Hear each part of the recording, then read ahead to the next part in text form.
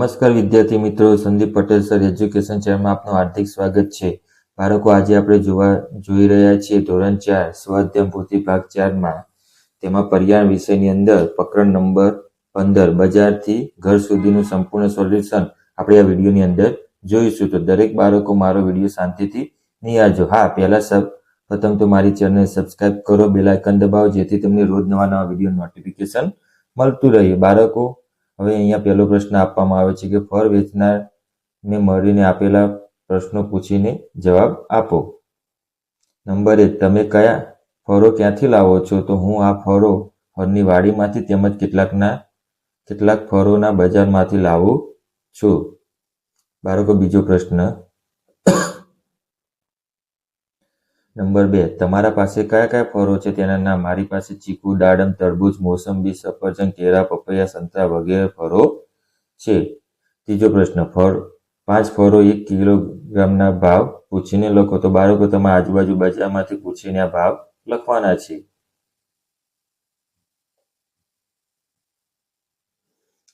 ચોથો પ્રશ્ન, શિયાળા અને ઉનાળામાં તમે કયા ફળો વેચો છો? તો શિયાળામાં બોર, મોસંબી, સંતરા, જામફળ. ઉનાળામાં શક્કરટેટી, તરબૂચ, ચીકુ, કેરી, દ્રાક્ષ. પાંચમો પ્રશ્ન, ફળો જલ્દી ન બગડે તેના માટે તમે શું કરો છો? તો ફળો જલ્દી ન બગડે તેના માટે તેને ખુલ્લી જગ્યા રાખવામાં આવે છે. તડકો ન આવે તેનું ધ્યાન રાખવામાં આવે છે. બાળકો, છઠ્ઠો પ્રશ્ન જોઈએ. તમે યુપીઆઈ દ્વારા ગ્રાહક પાસેથી પૈસા લો છો? જો હા, તો અંદાજે કેટલા ગ્રાહકો દ્વારા કરવામાં આવે છે? તો બાળકો, દરેક દુકાને અલગ અલગ હોય તો તમારે આ રીતે પણ લખી શકો છો. પ્રશ્ન નંબર 2, આપેલા ચિત્રમાં દેખાતા શાકભાજીને ઓળખો અને તમારા ઘરમાં તેનો કેવી રીતે ઉપયોગ થાય છે તે લખો અને તેમાં ચિત્રમાં મનગમતા કલર પૂરો. તો બાળકો, આ ચિત્રની અંદર કલર પૂરવાના છે. તમને ગમતા એવા હવે અહીંયા પૂછવામાં આવે છે કે રાંધીને ખાઈ શકાય તેવા તો ટામેટા, કેપ્સિકમ, મરચાં, ડુંગળી, બટાકા, કાલેરા, રીંગણ, ભીંડા, કોરો. કાચા ખાઈ શકાય તેવા તો મૂળા, ગાજર, બીટ. બાળકો, એના આધારે ત્રીજો પ્રશ્ન જોઈએ કે તમારા ઘરની માહિતીના આધારે પ્રશ્નના જવાબ આપો. નંબર 1, તમારા ઘરમાં કુલ કેટલા સભ્યો છે? તેમાં સ્ત્રીના સભ્યો કેટલા? બાળકો, તમારા ઘરના લખવાના છે. અહીંયા મેં મારા ઘરના લખ્યા છે. બાળકો, બીજો પ્રશ્ન, તમારા ઘરમાં શાકભાજી અને ફળો કોણ લાવે છે? તો મારા ઘરમાં શાકભાજી અને ફળો લાવવાનું કામ મારા દાદી અથવા મમ્મી કરે છે. નંબર 3, શાળાએ આવો તે પહેલા તમે ઘરના કયા કામમાં મદદરૂપ કરો છો? તો કચરા પોતું કરવા, વાસણ સાફ કરવા, વૃક્ષ પાણી આવું બાળકો લખતા હોય છે. નંબર 4, અઠવાડિયા દરમિયાન તમારા ઘરમાં આશરે કેટલા રૂપિયાનું શાકભાજી આવે છે? તો દરેકના ઘરમાં અલગ અલગ હોય. અહીંયા મેં 250 લખ્યા છે. બાળકો, આપણે 5મો અને 6થો પ્રશ્ન જોઈએ. તો 5મા પ્રશ્નમાં, તમારા મમ્મી પપ્પા કયો વ્યવસાય કરે છે? શું તમે તેને મદદ કરો છો? મારા મમ્મી પપ્પા ખેતી કામ કરે છે. હું ઘણી વખત ખેતરે જાઉં છું. ખેતી કામ મારાથી થતા કામો કરું છું. અહીંયા આપેલો છે જવાબ. નંબર 8, શાળાએથી ઘરે જાઓ પછી તમે ઘરના કયા કામમાં મદદરૂપ કરો છો? તો અહીંયા લખવામાં આવેલું છે. એ રીતે આપણે સ્વાધ્યાય પોથીમાં દર્શાવવાનું છે. બાળકો,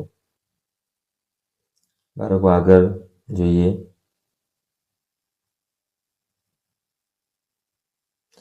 પ્રશ્ન 4, આપેલા ઉખાણાના જવાબ આપો અને તેનું ચિત્ર દોરો. પીરા પીરા પદ્મસિંહને પેટમાં રાખે રસ, થોડો ટીમ્પો વધુ પડે તો દાંત કરે કસ. તો આમાં આવશે જવાબ લીંબુ. સામેનું ચિત્ર દોરવાનું છે. બાળકો, નંબર 2, લીલી માછલીના ઈંડા લીલા પણ માછલી કરતા ઈંડા મૂલ્ય વધારે. તો જવાબ આવશે વટાણા. બાળકો, આપણે ત્રીજું ઉખાણું જોઈએ. રાતા રાતા રતનજી પેટમાં રાખે પાણા, વળી ગામે ગામ થાય એને ખાય રંક ને રાણા. તો જવાબ આવશે ટામેટા. નંબર 4, અહીંયા ટામેટાનું ચિત્ર દોરવાનું છે. બાળકો, નંબર 4, એક લાકડીને સાંભળો કહાની, તેમાં ભરેલું છે મીઠું પાણી. તો જવાબ આવશે શેરડી. તો અહીંયા શેરડીનું ચિત્ર દોરવાનું છે. બાળકો, આગળ 5મું ઉખાણું જોઈએ. બાળકો, 5મું, 6થું. તો 5મા ઉખાણાની અંદર શું કહેવામાં આવ્યું છે?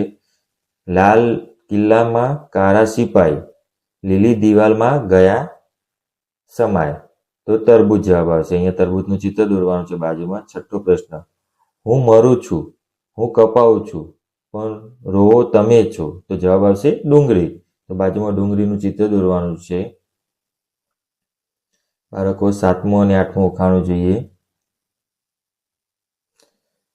ચારે બાજુ ભીત અને વચ્ચે પાણી, તો જવાબ આવશે નારિયેળ. અહીંયા નારિયેળનું ચિત્ર દોરવાનું. 8મો પ્રશ્ન, શાકભાજીમાં હું સૌથી કડવું, પણ ગુણમાં મારો અપાર, રોગોને હું ઝટથી કાપું, મારું નામ બતાવ, ચતુર સુજાણ, તો જવાબ આવશે કારેલા. તો આની અંદર કારેલાનું ચિત્ર દોરવાનું છે બાળકો.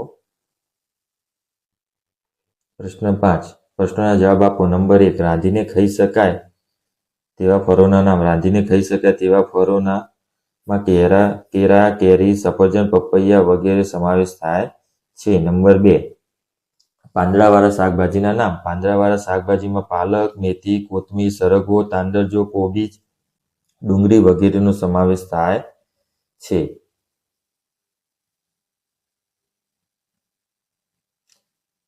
એ રીતે ત્રીજો પ્રશ્ન, સલાડ કચુંબરમાં કાચા ખાઈ શકાય તેવા શાકભાજીના નામ. સલાડમાં ટામેટા, કોબીજ, મૂળા, બીટ, કાકડી, ગાજર વગેરે કાચા પણ ખાઈ શકાય છે. ચોથો પ્રશ્ન, એકમમાં વૈશાલીના દિનચર્યામાં આપેલા તેવી તમારી દિનચર્યા લખો. તો જો બાળકો, હું એક વિદ્યાર્થી તરીકે એક દિનચર્યા લખી છે. તમારે પણ આ રીતે તમારી દિનચર્યા લખવાની છે. હું સવારે 7 વાગે ઉઠું છું, દૈનિક ક્રિયા પૂરી કરું, હું નાસ્તો કરું છું, નાસ્તો પછી હું મારું લેસન કરું છું, 10:30 વાગે હું શાળાએ જાઉં છું, ત્યાં પ્રાર્થના બાદ વિવિધ તાસમાં અભ્યાસ કરું છું, 5 વાગે શાળાએથી આવી રમવા જાઉં છું, 7 વાગે સાંજનું ભોજન કરું છું, 9 વાગ્યા સુધી ટીવી જોઉં છું અને થોડી વાર વાંચન કરીને ઊંઘી જાઉં છું. તો આ હતી બાળકો દૈનિક ક્રિયા. તમારી બાળકો તમારી દૈનિક ક્રિયા લખવાની છે.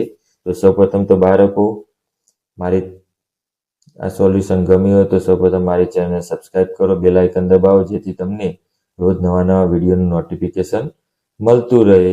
આવજો બાળકો, આભાર, ગુડ નાઇટ.